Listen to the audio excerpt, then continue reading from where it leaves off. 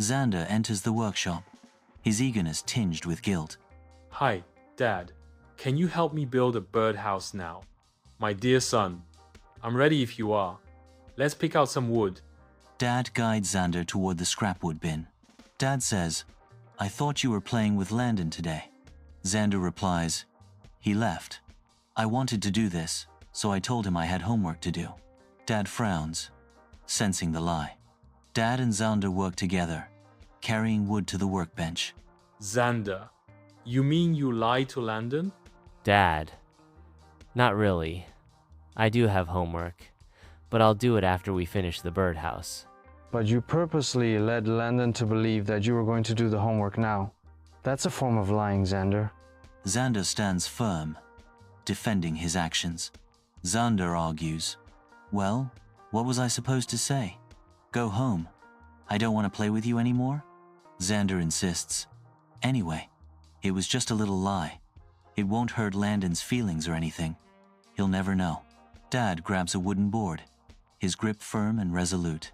With a sharp crack, the board splits in half, exposing hidden tunnels.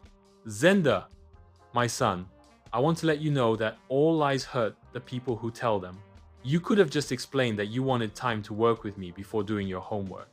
Zander inspects the splintered wood, his touch lingering on the fractured edges. Wow, I guess those tunnels made the wood weak. I could probably have split it myself. What caused that? Dad responds, possibly carpenter ants.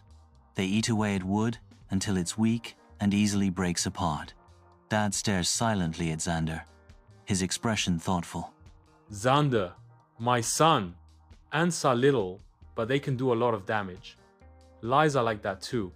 Lies eat away at our truthfulness. As Christians, we are called to be like Jesus.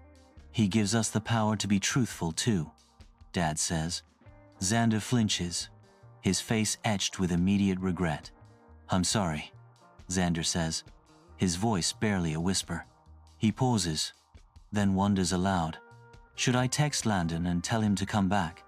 That's what he'll do. He can help us with this birdhouse.